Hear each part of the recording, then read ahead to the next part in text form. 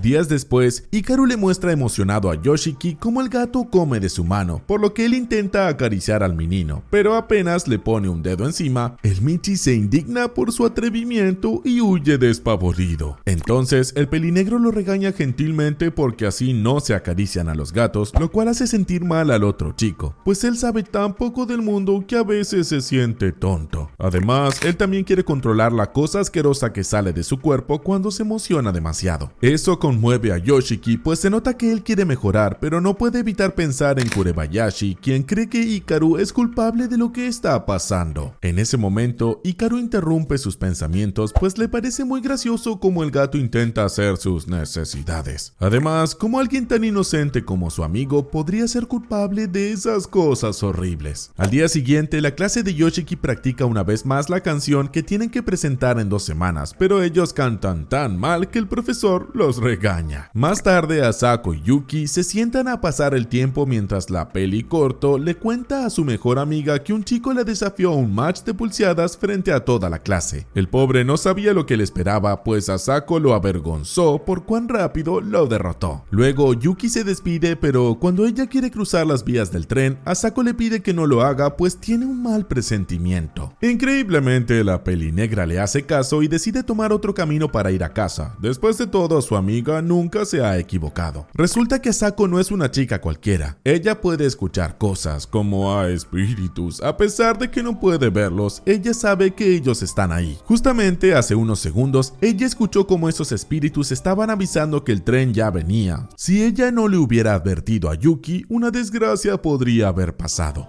Mientras tanto, Hikaru se la pasa bien en la cama de Yoshiki, pero pronto escuchan las quejas de la pequeña de la casa. Resulta que el festival se acerca y Kaoru quiere usar su yukata, pero le queda tan grande que deben acortarla. El caso es que el monstruito nunca estuvo en el festival. Bueno, Hikaru sí, pero él no, por lo que se emociona ante la idea de ir con Yoshiki y Kaoru. En la noche del festival, Kaoru camina con pasos cortos debido a la yukata, aunque gracias a su mamá, ella lleva zapatillas en vez de sandalias, las cuales le hubieran lastimado los pies como a cada chica que las usa. Por otro lado, el señor Tanaka se queja con sus amigos sobre la inutilidad de la familia de Hikaru. Se suponía que ellos debían hacer el ritual que los protegería a todos, pero el padre del chico falleció y luego el propio Hikaru se perdió en la montaña por una semana. Claramente el rito salió mal y ahora todos pagarán por ello. Volviendo al festival, los chicos y Kaoru recorren los puestos de comida donde la mayoría alaba cuán bonita se ve la chica e incluso un señor le da una porción gratis y como ella es tan tímida, apenas y tartamudea unas gracias. Pero no todos son amables, pues algunos cuchichean críticas hacia la mamá de Yoshiki por permitir que su hija falte a clases por tanto tiempo. En vez de que su hermano diga algo, Hikaru toma la mano de la niña para llevarla a buscar unos granizados cerca del templo, haciendo que Yoshiki se sienta agradecido por su compañía. Mientras tanto, en la reunión de hombres, Tanaka y Tetsu hablan sobre lo que se le viene encima al pueblo, por más que ellos quieran rehacer el rito de la familia Indo. Ellos no saben cómo hacerlo, mientras que Yoshihiko piensa que ellos están exagerando, pues no cree que esa cosa de la que ellos hablan exista. Entonces Tetsu se pone serio y dice que desde hace 300 años que los habitantes de Kubitachi pagan un karma, así que ellos son los que deben encargarse de esa cosa. Por lo tanto, el señor Tanaka no sabe si fue buena idea contratar a Tanaka. En ese momento, justamente Tanaka aparece para preguntarles sobre el rito del cual estaban hablando. Además, él trajo otra piedra con forma de cabeza, pues está seguro que la familia Indo usaba una de esas para el tal rito en la montaña. Con una de esas en el bolsillo, uno es capaz de entrar a la montaña impura. Entonces él pregunta para qué es el rito y por qué hay un festival hoy. La respuesta es sencilla: el rito está destinado para el dios de la montaña, mientras que el festival sirve como unión de las demás aldeas, lo cual le parece curioso a Tanaka, pues Kubitachi forma parte de Kibogayama, la cual está llena de iglesias, igual que las regiones vecinas de Udekari y Ashidori, mientras que Kubitachi no tiene ni una. Aquí solo está el templo de Nisayama. Para Tanaka, esta aldea parece más una comunidad que le rinde culto a algo o alguien. Mientras tanto, en el festival, Hikaru, Yoshiki y Kaoru llegan al templo, pero cuando Hikaru se acerca demasiado, él choca con una barrera mística. De repente, el hámster de Tanaka se vuelve loco, por lo que él se da cuenta que alguien irrumpió la barrera. Y se trata de nada más y nada menos que Hikaru, quien rebotó contra la barrera y ahora de su mano desprende lo que tanto quiere controlar, esa masa rara y maligna. Sin que los demás se den cuenta, sus ojos se ponen rojos, así que el falso Hikaru se excusa diciendo que va al baño.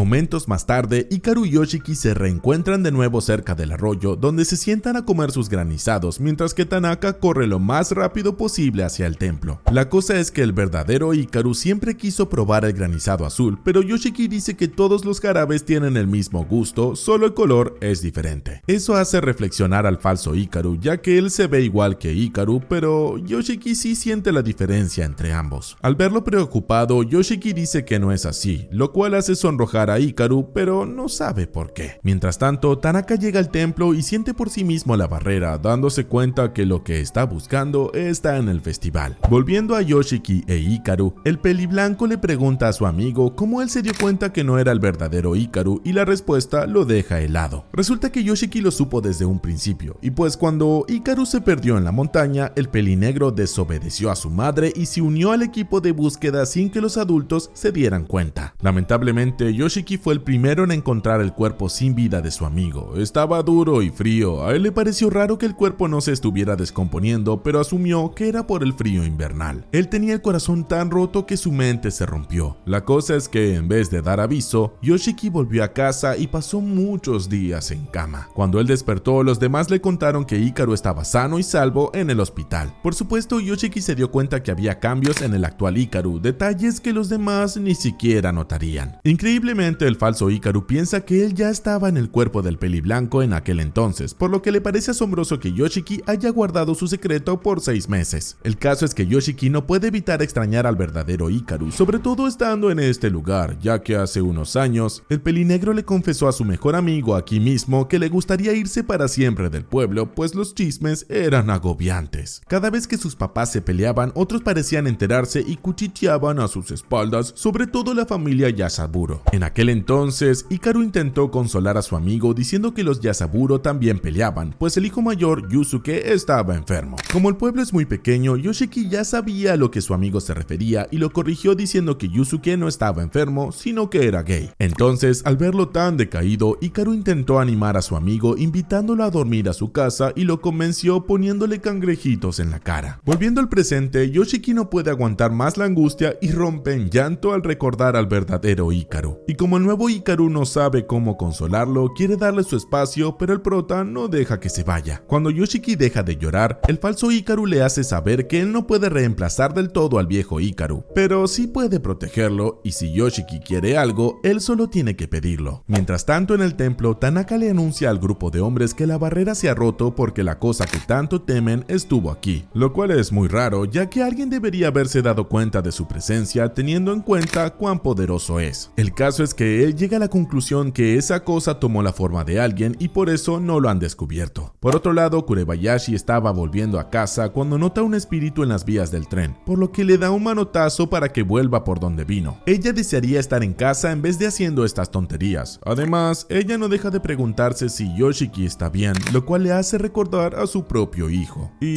si se estaban preguntando cómo murió el verdadero Hikaru, pues esto es lo que pasó. Hace 6 meses, el verdadero Hikaru fue a la montaña a realizar el ritual de la familia Indo, pero se distrajo cuando se dio cuenta que había un árbol con forma de mujer voluptuosa. Esa distracción lo hizo resbalar al fondo de la montaña. Cuando a él le quedaban pocos minutos de vida, él deseó con todas sus fuerzas seguir viviendo, pues no quería dejar solo a Yoshiki. De repente, él notó que algo se acercaba y estiró su mano pensando que era un Uki-sama. A él no le importaba lo que fuera, él solo quería seguir junto a Yoshiki.